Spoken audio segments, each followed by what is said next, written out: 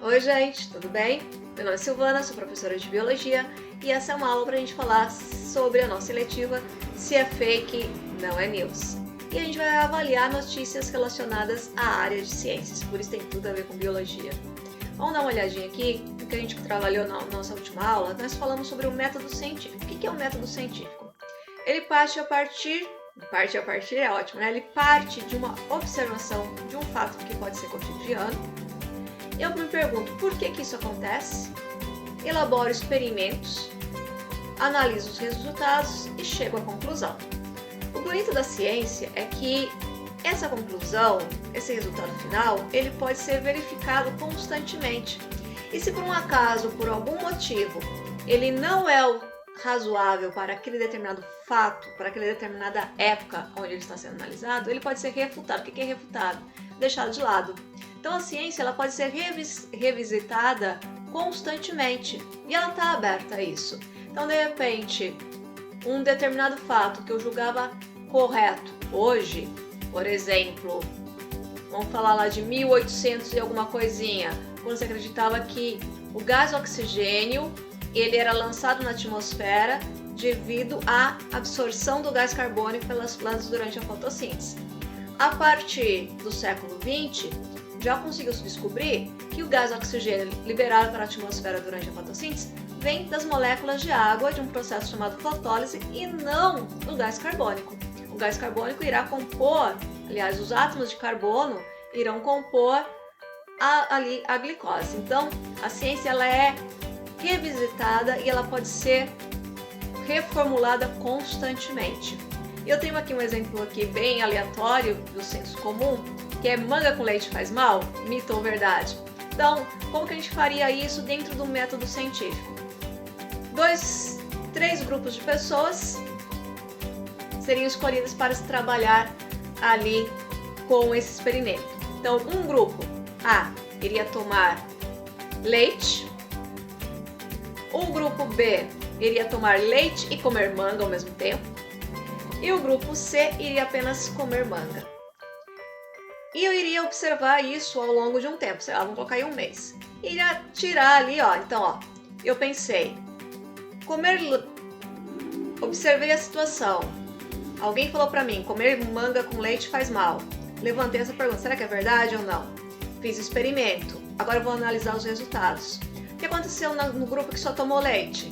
Estão perfeitos de saúde. O que aconteceu no grupo que só comeu manga? Estão perfeitos de saúde. Desde que não tivesse alergia a nenhum desses componentes. O que aconteceu com o grupo que só comeu e tomou leite, né? Comeu manga e tomou leite? Também. Ou seja, a conclusão, comer manga com leite faz mal? Né? Isso daí é uma análise do método científico. Agora vamos conversar um pouquinho aqui sobre a fake news na ciência. Vamos avaliar notícias relacionadas à ciência. Então, é possível que você já tenha entrado em contato com alguma fake news da área de ciências. Se por um acaso você entrou em contato, às vezes você não se lembra, mas aqui eu tenho um exemplo bem prático, né? A famosa Terra plana. Imagina como que seria o fenômeno de rotação e translação, né, desses astros. Então, como que eu vou proceder em relação a uma fake news relacionada à ciência? Deixa eu vir para cá. Vai fazer do mesmo jeito que você fez até agora. Você vai considerar a fonte, vai verificar o autor, verifica a data. Lembra que a ciência ela modifica constantemente. Analisa se faz parte de algum preconceito, procura mais informações, mais fontes de apoio, tenta ver se isso não é uma piadinha. Será que a história da Terra plana não surgiu como uma piada e alguém levou isso a sério? E consulte especialistas, né? Consulte um site de confiança, que a gente já falou sobre o Lupa, já sobre o Fato ou Fake, já falamos sobre o Estadão Verifica, tem várias agências, né, o e-Farsas, que verificam se uma notícia é verdadeira ou falsa. Eu vou sair de cena aqui agora, para a gente poder dar continuidade ao nosso conteúdo. Então vamos começar aqui. Fake news que ameaçam a saúde. Então a fake news ela é um problema de saúde, não só para o indivíduo, mas também para o coletivo. E calma que a gente não está falando de 2021 não, tá? A gente está falando de coisas passadas. Nós vamos falar de 2018, 2019 e do século passado.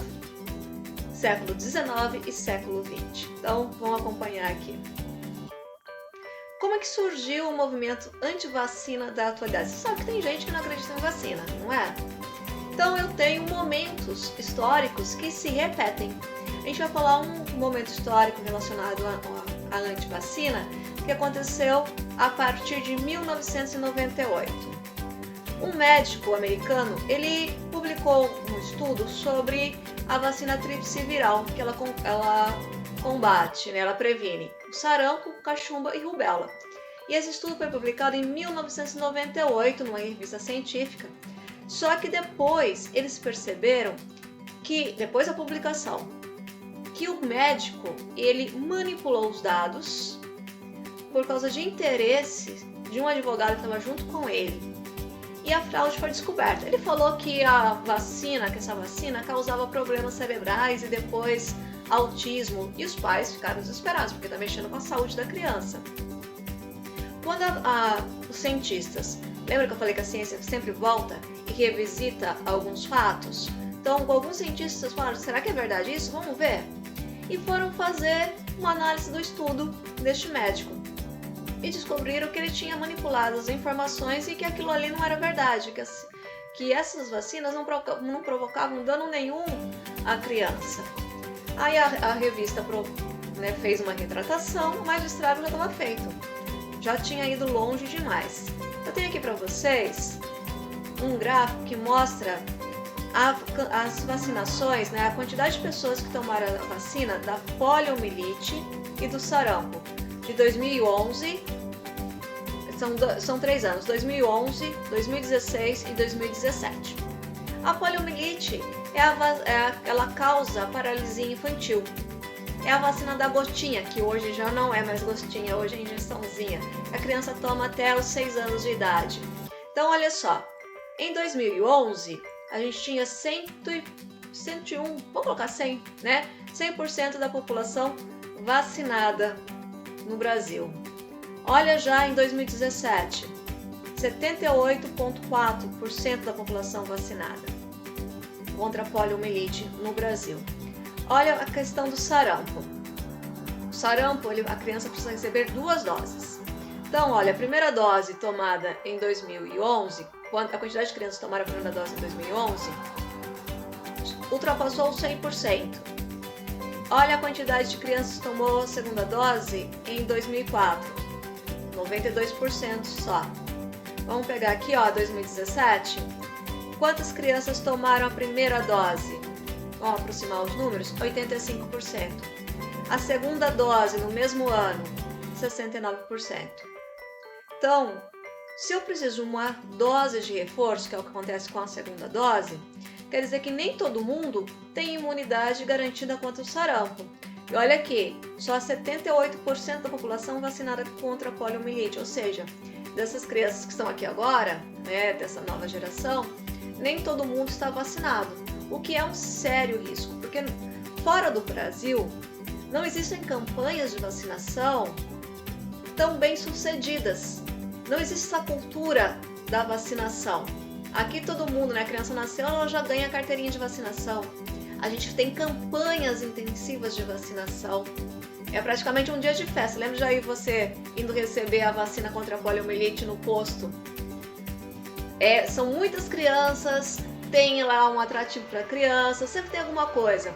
Então, porque é uma campanha intensiva, é algo nosso, que lá fora não tem. Então imagina o seguinte, na globalização, você pode sair de um ponto do país, né? Você pode sair aqui do Brasil hoje e ir para a Europa em questão de 10, 15 horas. E o mesmo vale para o contrário, sair da Europa e vir para o Brasil.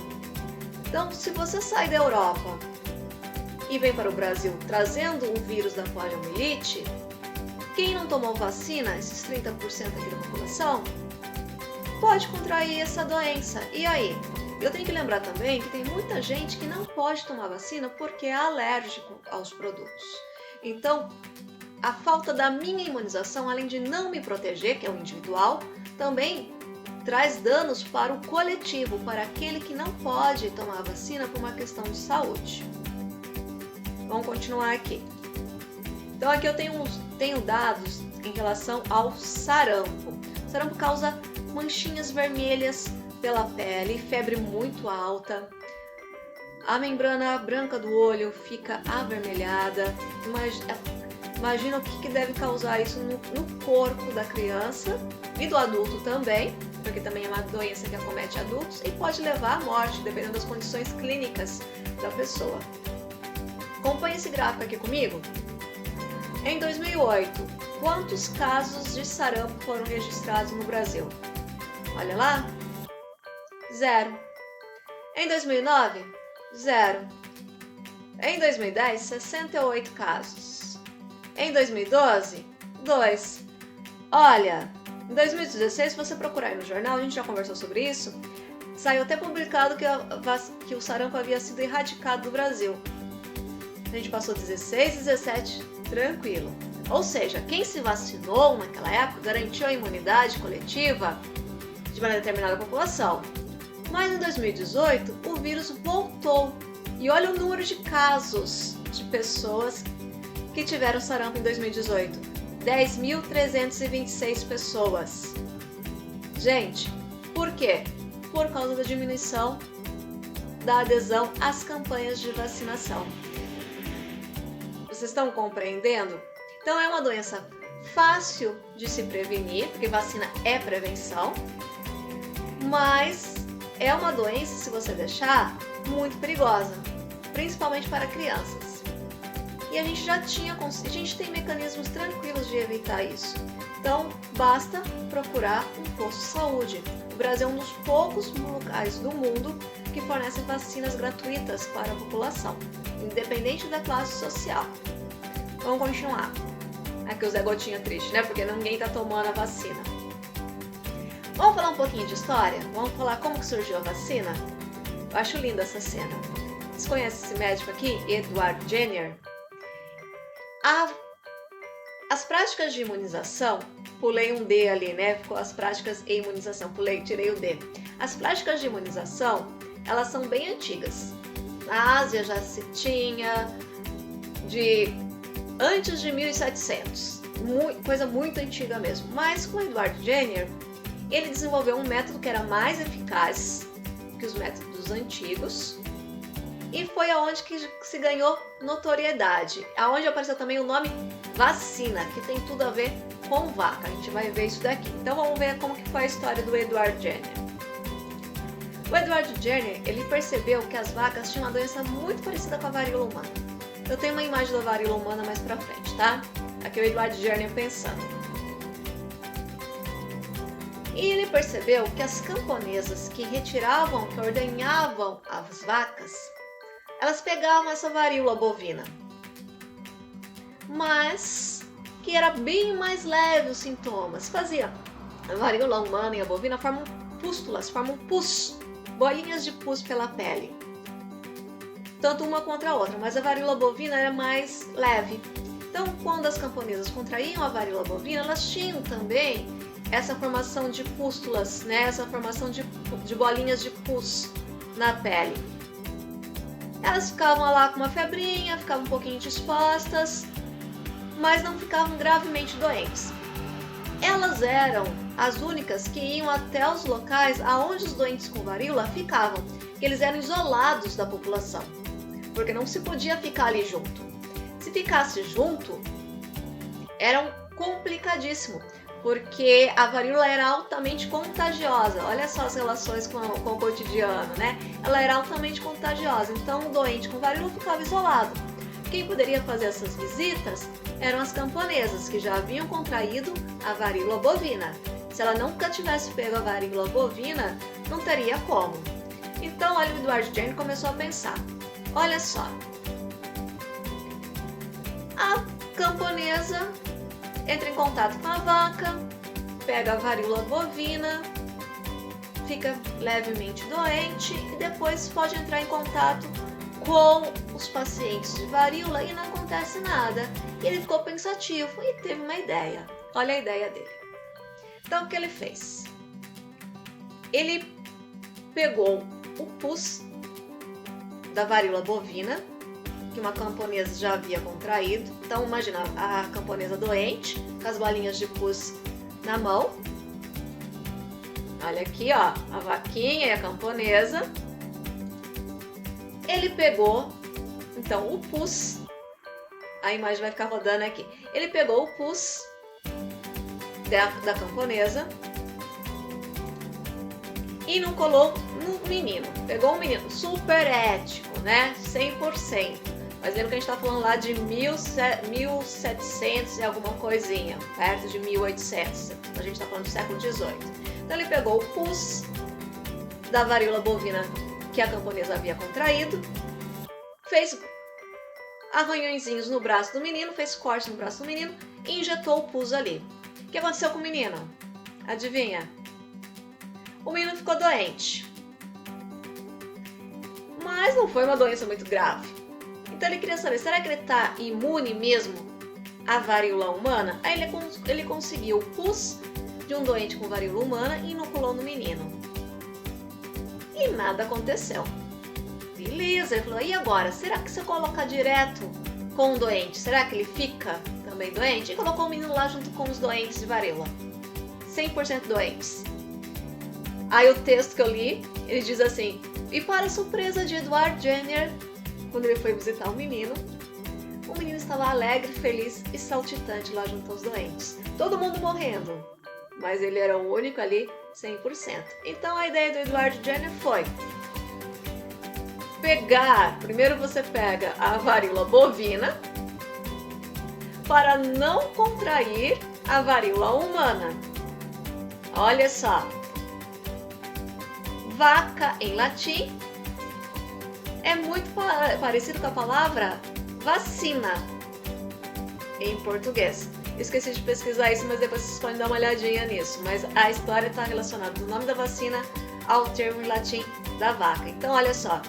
Então, ele pegava como um método de prevenção, ele fazia com que as pessoas entrassem em contato com o pus da varíola bovina, através de pequenos cortes na pele.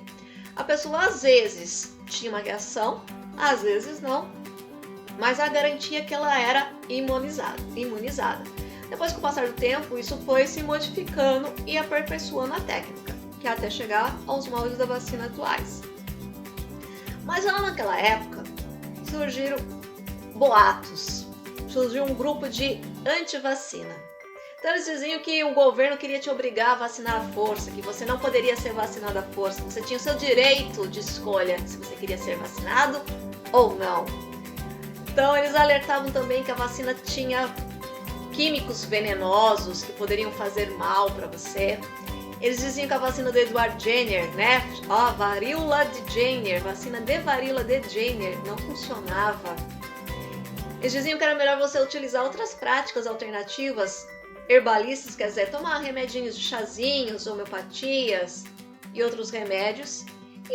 Ou de repente utilizava uma literatura própria aí, né? Não utilizava um método científico e falavam que tal remédio, que tal produto, que tal terapia curava a varíola, né? Só para poder assustar a pessoa. Então dizia que quem tomou a varíola, né? Quem tomou a vacina do Edward Jenner morria ou virava vaca. É o que vocês vão ver aqui para frente. Olha essa imagem. Ela é retirada de uma pintura. Tá aqui o nome. E olha a cena, observa. O Edward Jenner está aqui aplicando a vacina. Ele desenvolveu. Tem alguém aqui ajudando, tá vendo? Ó, pus de vaca, tá vendo? Olha, a vacina. As pessoas aqui tomando remédio. E olha o que acontecia com as pessoas. Olha aqui, ó, vacas. Lembra que eu falei que a vacina foi desenvolvida a partir da varíola bovina? A vacina contra a varíola? Saindo da orelha, da bochecha, do nariz. Essa pessoa se transformando em uma vaca aos chifres nascendo. Essa daqui, possivelmente grávida de uma vaca. Aqui não dá pra ver, mas tem uma vaca saindo dessa região da retaguarda deste homem. Então imagina uma pessoa que não tem conhecimento científico e olha uma divulgação como desta imagem. Ela vai ficar assustada, ela vai ficar morrendo de medo, ela não vai querer tomar vacina. E a gente sabe que isso não acontece. Então, o movimento anti-vacina não é uma coisa recente, é uma coisa que acompanha a gente já há algum tempo. E quem pode reverter isso? A ciência.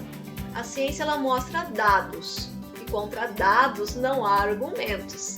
Então, tem alguém aí que tomou a vacina? Todo mundo tem a carteirinha de vacinação? Olha aí, todo mundo já tomou a vacina contra a varíola. Alguém virou vaca? Ninguém virou vaca, né? Tá todo mundo aí 100%. Aqui, a varíola foi erradicada só graças à vacinação coletiva. Esse texto aqui eu tirei da revista Fiocruz, que ele tá dizendo aqui, ó, que em 8 de maio de 79, aí uns 40, olha, já fez 42 anos, que você não tem mais nenhum caso de varíola registrado no mundo. E a varíola causava deformação e levava à morte da pessoa. Deformação por quê? Olha essa moça com varíola. Essas bolinhas cheias de pus. Imagina o cheiro que deveria ficar também, né? Então, essas bolinhas, elas estouravam. Imagina, deve coçar igual catapora. Se você já teve catapora, você sabe do que eu tô falando. A pessoa coça, estoura e fica marcada. Agora, imagina isso por todo o seu corpo, por essa quantidade de bexigas em todo o seu corpo, não somente no rosto. E uma pessoa mais debilitada acabava levando à morte, porque também garganta, a pessoa não consegue comer, é complicadíssimo. Então, a gente só não tem mais casos, você não conhece ninguém com varíola, porque toda a população mundial tomou a vacina. A vacina que foi desenvolvida por Edward Jenner e depois, ao longo dos anos, foi sendo aperfeiçoada e hoje tem todo um processo industrial para a produção da vacina. E esse daqui é um site, acho que da UOL, que eu peguei, que vocês vão ver lá depois na referência bibliográfica, falando sobre a campanha de vacinação em 1970 em Santa Catarina contra a varíola. E como que funciona a tal da imunidade coletiva? A gente conseguiu erradicar a varíola por causa da imunidade coletiva. Vamos ver aqui. Então, eu tenho os bonequinhos azuis, que eles não estão imunizados, mas está saudável. O vermelho, não imunizado, doente e contagioso. E o amarelinho é imunizado e saudável. Olha a primeira situação. Na população aparecem 2 pessoas doentes, entre todos os saudáveis. O que acontece logo depois? Sem a vacinação, a quantidade de pessoas doentes aumenta muito. Olha quantas pessoas saudáveis sobraram aqui. 1, 2, 3, 4, 5 somente, que possivelmente em breve também estarão doentes. Quando só tem uma parte da população vacinada, por exemplo, 30% da população vacinada, ó, lembra que imunizado é o amarelinho. Então, olha só, imagina que eu tenho 30% da população imunizada. Vamos fazer aqui como a gente tem 4, imagina que a gente tem 40% da população imunizada. Sobra 60%. Então, se aparecerem 2 doentes só, olha só o que acontece. Em pouco tempo, eu vou ter muito mais pessoas doentes do que imunizadas e do que saudáveis. Agora, quando eu tenho praticamente toda a população imunizada, vou imaginar que eu tenho aqui 60%, 70% da população imunizada. A partir daí, eu já diminuo bastante o risco de contaminação, mas mesmo assim eu ainda tenho contaminação. Quando que eu não vou ter contaminação? Quando tiver um número muito próximo à totalidade de pessoas imunizadas. Pensa, esqueci de colocar aqui meu textinho. Pensa que tem muita gente que não pode receber vacina por causa dos componentes de como que é feita a vacina. Algumas vacinas são feitas utilizando embriões de ovos. E tem pessoas que são alérgicas a ovos. Elas não podem ingerir e nem entrar em contato com o ovo, que pode levar a fechamento de glote. O que é isso? Fechamento da garganta, o ar não passa e a pessoa morre. Então, nesse caso, a pessoa não pode tomar vacina. E como que eu garanto a saúde dessa pessoa? Eu posso tomar a vacina e vou lá me vacinar. Então, a minha imunidade ela não é apenas individual, mas ela também é coletiva e auxilia todo mundo. Tranquilo? Qual que é a proposta de atividade para a gente fazer? Vocês vão pesquisar fake news relacionadas à área da ciência, o que vocês quiserem. Querem falar sobre a Terra plana? Querem falar sobre vacinas, sobre a história da vacina, que tem muita coisa que eu deixei de contar aqui. Vocês querem falar sobre comer ou não determinado alimento, o que vocês quiserem, aquilo que vocês de repente tenham recebido sobre fake news relacionadas à área de ciência e vocês queiram pesquisar, queiram saber mais ou queiram ajudar outras pessoas a conhecer a verdade. Vocês vão elaborar um material ilustrativo, pode ser como esse daqui, tá? Como um folder ou como os cartazes que vocês estão acostumados a fazer no Canva, ou de repente em folha sulfite, folha de caderno. O importante é você fazer e estar caprichado e segue os moldes aqui para facilitar a sua vida.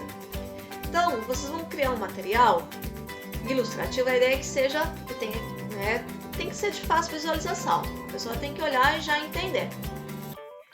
Então, você vai olhar qual é o fato que você quer estudar. Aqui já tem um exemplo, está falando sobre vacina contra diabetes. Foi oficialmente anunciada? Essa é a dúvida. Você vai pesquisar. É verdade ou não? Ou de repente não é totalmente verdade, que tem essas coisas também. A informação está deslocada da origem. Aqui no caso é fake e ele explica por que é fake. E o terceiro caso, ele fala aonde que ele encontrou a verdade. Encontrou a verdade no site do médico Drauzio Varella, tá bom? Então, qual que é a fake news relacionada à área da saúde que você quer pesquisar? Faz a perguntinha e ilustra. Pesquisa. Por que ela é fake? Ou porque ela não é totalmente verdade? Explica. E coloca a fonte. Aonde que eu posso saber mais? Tá bom? Espero ter ajudado. Se tiverem dúvidas, me procurem. Até mais!